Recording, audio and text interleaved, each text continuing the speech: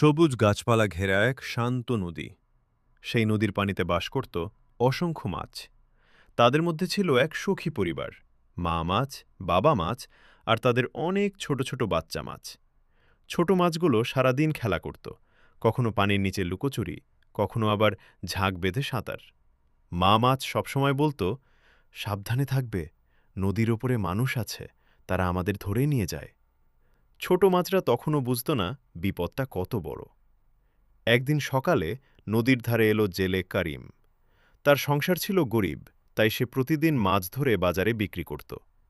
কিন্তু করিমের একটা বড় ভুল ছিল, সে বড় মাছের পাশাপাশি ছোট মাছও ধরে ফেলত। সেদিন সে নদীতে বড় একটা জাল ফেলল। কিছুক্ষণের মধ্যেই জাল ভর্তি মাছ। ছোট মাছগুলো ছটফট করতে লাগল। কেউ চিৎকার করে বলল, আমাদের বাঁচাও, আমরা তো এখনো বড় হইনি। একটা ছোট মাছ, নাম ছিল পুটি, কাঁদতে কাঁদতে বলল, আমার মা কোথায়, আমি তো বাড়ি যেতে চাই।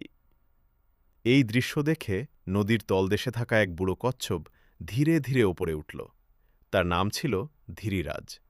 সে বহু বছর ধরে এই নদীতে বাস করত এবং সব কিছু জানত। ধীরাজ কচ্ছপ করিমের দিকে তাকিয়ে বলল, করিম, তুমি কি জানো তুমি কি করছ?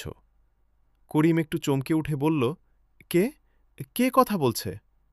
আমি ধীরাজ কচ্ছপ, এই নদীর পুরনো বাসিন্দা, সে বলল। করিম অবাক হয়ে গেল, কিন্তু কৌতূহল নিয়ে শুনতে লাগল।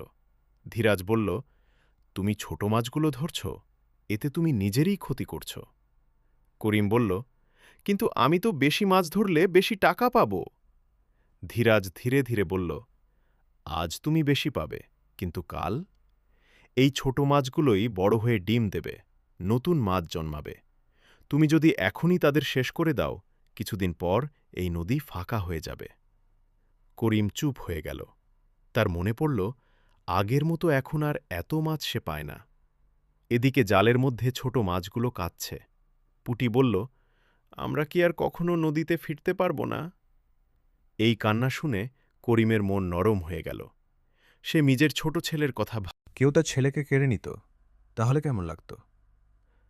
করিম ধীরে ধীরে জাল খুলতে লাগল। একে একে সব ছোট মাছকে আবার পানিতে ছেড়ে দিল। ছোট মাছগুলো আনন্দে ছুটে গেল তাদের মায়ের কাছে। মা মাছ চোখে পানি নিয়ে বলল, ধন্যবাদ মানুষ, তুমি আজ আমাদের জীবন বাঁচিয়েছ।